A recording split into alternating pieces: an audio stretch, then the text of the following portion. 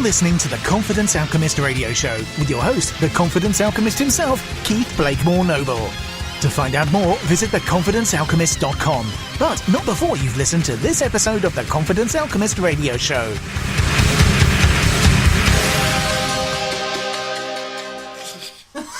This is the Confidence Alchemist radio show, and this is Mr. Beach and Mrs. Beach, and we are talking all about confidence from the perspective of, well, you tell us. Well, just generally in life, but also pantomime. Oh, no, it isn't. Oh, yes, it is.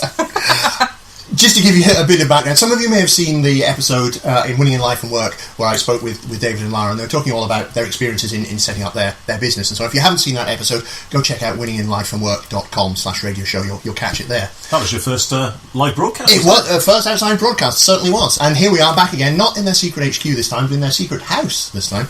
And I wanted to bring them onto this episode, this show, because we talk a lot about confidence and confidence for performers, and how working in the performing arts can improve confidence in other aspects of life. 2 years ago, wasn't it? 2 years. David and Lara did a pantomime. They wrote the script and co-directed Pantomime up in Hopeman in the northeast of Scotland 2 years ago. I was lucky enough to have a role in it. It was Alice in Wonderland. Was the panto? It was amazing. And loved it. I saw David and Lara go on a journey through that. I don't know if they realised at the time. I think that was one of our first meetings. It was pretty much the first time we met, and we've seen the journey that many of the children who were taking part in that they took. And I just wanted to bring these two on and just generally have a chat all about how the heck did you get into creating the panto, directing it. What were some of the things that they found doing it, and how does it impact confidence in their lives and the lives of children? So that's what we're going to be talking about. So let's sit back, relax, and let's see where this goes. Okay, curtains open. Going into panto full. So 2016, what did we decide to do there? Well, we got married, directed a pantomime, and started a business all at once. So yeah, that was an interesting year. It was an interesting year, and it could have led to a lot of stressful behaviour, but one of the things, as in January, was the panto. So that was one of the things that helped build us being up on stage. So it's not we decided out of thin air to jump into directing the panto. We'd appeared in the panto for many years, and it started off with our eldest, Jamie. She was 9, maybe? No, she was in primary school, so it could have well been about that. So I know that I've done about 6 or 7 years of panto. She's 18, so she would have been about 10 or 11. Yeah, so that's how long we've been back into it. And it started off with props, doesn't it? And yeah, well, and me amusing children by doing pom-poms. If your daughter's wanting to attend, then you have to attend with her because she's not old enough to be there. And if you're there anyway, why not have a small role? So I know I started out as an inventor in panto, a few lines, and I was absolutely cacking myself being on stage at that point. Will I remember all my lines? As in, because my reading skills is not A grade, it's C grade. So I took it upon myself to start using pantomime as a low level to actually build up my reading confidence on stage. What? No, I never knew that about you, actually. No. I never knew that you'd done it for that reason. I'm like an onion, I have many levels. And you make people cry. but so already we discovering that the things that you learn in being involved in performing arts can really carry over into outside life. So your being in panto, obviously one of the reasons was because Lara's daughter was in it, and you kind of have to be there to bring the kids along. But you kind of got into it and having the roles and so on to give you more confidence at reading on stage and just generally public speaking, being able to carry my voice across. Yeah, and it does work, doesn't it? It was one of those things that, as everybody says, the key to good performances or good in that is preparation, and knowing your stuff, at least on the stage side of things, you can speak confidently, even if you don't get all the words out correctly. They don't know that, so it's that having that confidence that leads to that successful performance. Yeah, I used it for being able to do interviews. Yeah? Yeah, I remember being dragged up on that stage in the auditions. That was horrendous. I just couldn't do it. I was just like, no, I can't do this. What was your fear behind being on stage? Somebody looking stupid? No, it's just people looking at you. It was horrendous. So I can just remember thinking, what if I say something wrong? Are they laughing? What do they think of you? You know. So how did you overcome that? Because obviously you did, because you went on to... Seriously? Yeah. I went on as a cow, a pantomime cow. Do you remember that? So basically, I was covered so no one could tell it was me, and all I had to say was moo. Moo and kick a stool. And kick a stool, whichever one. The kids kept moving. If you remember the stool for the cow to sit on, yeah. I was the head end though. You weren't the back end. I wasn't the back end. Somebody else had to put up with that. You had the speaking part. I can do that well. Yeah, so that was the first part of going on stage, was doing that, was being a cow. And I suppose because I was face covered, it didn't matter. No one really knew who was me. Sorry, we had a cat. House is full of cats. Yes. Yeah, so people didn't know it was me, so that was okay. I could be mischievous undercover and not really... Mm-hmm. But I think it carried on from that actually once you realised your part, you became a different person. So then actually you weren't you were in character. You're on stage and you're in costume, so therefore you've taken fully on that role of that person. And it's like us in a business, as in you've put on your business suit as such, which in our cases is shorts and t-shirts. Yeah. So you're in your business costume. But the good thing about our business is we're true to ourselves. Mm-hmm. So we do go around in that, so we can purvey our business, and that confidence natural, isn't it? just goes through. Yeah.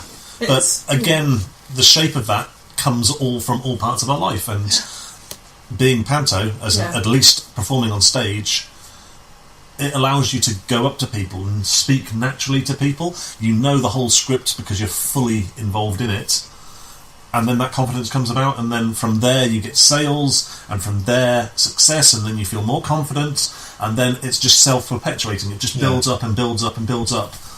Yeah, you can see it, can't you, how it changes you, because it's really weird, because now I can go into an interview and I don't worry about an interview. Like, I have no fear about interviews. Absolutely no fear. I'll go and do it.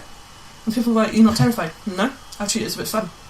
And that you attribute to... that's come out of definitely pantomime, where I used to be panicking. Now I can walk them. Yeah. And it sounds probably a bit full on, but most times I can get a job offer from it, of what I can go for. Most times I will get a job offer or something from it, which is not bad. Yeah, no, although I've now don't do that. Yeah, well, obviously because you're doing your own business, but it's probably transferring that now into business meetings is something, because probably remembering that confidence I have and transferring that over into business meetings. So what seems as a fun social side of life, as in pantomime, you kind of give up a bit of time, but then you're putting on a performance, and it's fun, it's whole fun, but you can't underestimate the impact that it has going forwards into work life as well as social life, being confident enough even just to go up to speak to somebody, introduce yourself to them. Strangers, that you can just go and do that. Yeah. And also it's kind of helped you to not judge, but how to understand how people might react as well.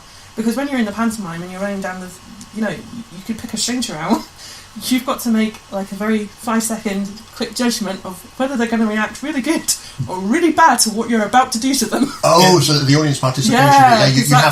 You have to make sure you pick the right person. You have to just, as in it goes through to other jobs which I've had, you have to gauge how much of a joke that they can have. So if you start on one level and you know that it's not going the way, rather than just keep on going at it and just having cringeworthy event going on, it's like, okay, just stop that, move on to the next, as in just had a little bit of fun, didn't work, let's move there, and having that quick ability of turning it round from going one way to going the other way to get the results that you want.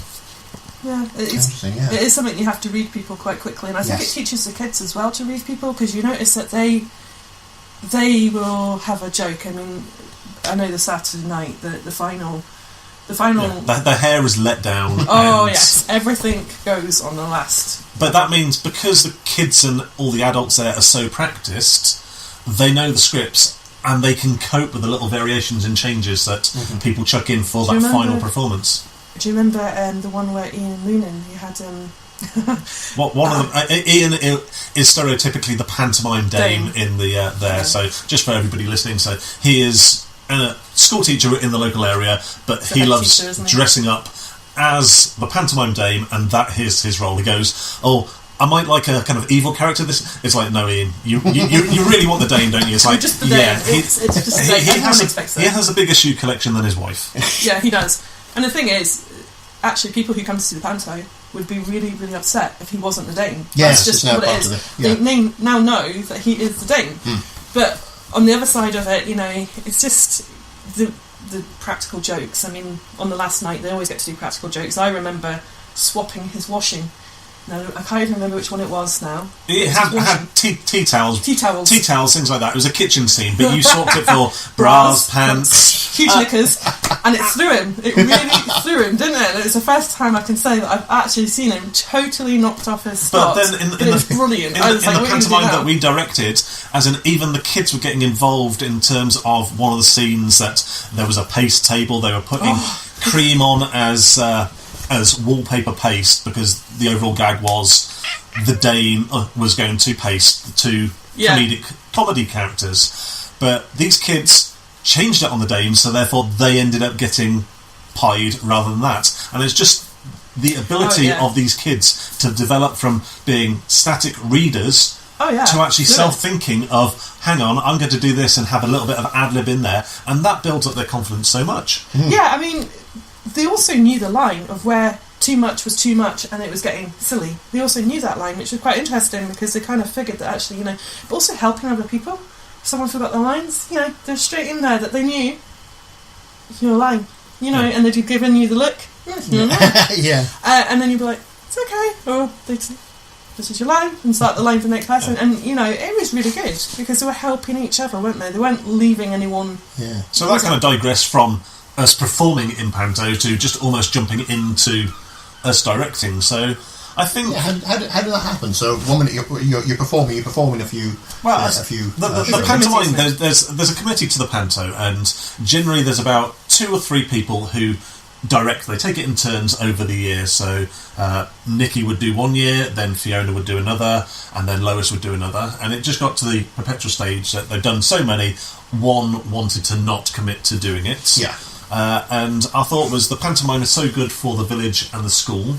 We didn't want to see it die a death 1 year, because we want to encourage the kind of younger folk to do that. Yeah. So it was one time I had a bit of time off work, and over the Christmas time I wrote a whole pantomime. It was based upon Alice in Wonderland, but again, for the unique way that the village is, there's a lot of local dialects to go in there. There has to be a lot of in-jokes amongst the village to kind of target all the local businesses, and we had to Hopemanise it. Hopemanise it. Just to go local. So, as in, that was what's there. So I took a basic Alice in Wonderland script, and then probably added God knows how many. But do you remember the auditions? Sorry to butt in, but do you remember the auditions about that? Oh, the auditions, because we were following on from a really popular, as in all the kids in the local primary school wanted to be in there, and it got to the stage where auditions, we had almost 50 people wanting to be in the panto, and because it was all about encouraging the youngsters, and a lot of the returning teenagers as well wanted in there, so we had to find a script which had about 30 characters, and then, because we never wanted to say no to anybody, bump it up to about 50 characters. We had to split parts, didn't we? Split parts, as in certain parts we split, so as in what was ever going to be one. What was the cat called? The Houtman cat. The Houtman cat, yes, as in a play on the Cheshire cat, the Houtman cat, and the Houtman cat had Houtman cat and the cat in training, so we'd have one adult with one child, and again we did this with a lot of the major characters. That the Mad Hatter was played by young Callum, but together with that, with the March Hare, was an adult. That was Amy to go along with it, and we split a lot of the characters, so there was always one adult with one of the minor kids, because we've put a lot of faith in the younger kids in some of the major roles. So it's useful for them though as well to have an adult on stage, that they've got that reassurance that they're buddying them up with someone who's matching with them. So it gives them that added confidence that it's okay, because there's an adult there that will be there for them. So if they're on the stage, and it's maybe because if you remember we had Fraser and Charlotte on stage. Yeah. And that was the other thing, was that we didn't realise which is really strange, is to have a lot of the teenagers who wouldn't think it would be cool enough actually came back. Because normally pantomime, as in all the kids build up their confidence until the end of primary school, yeah, and then bang, when they hit secondary school, they're back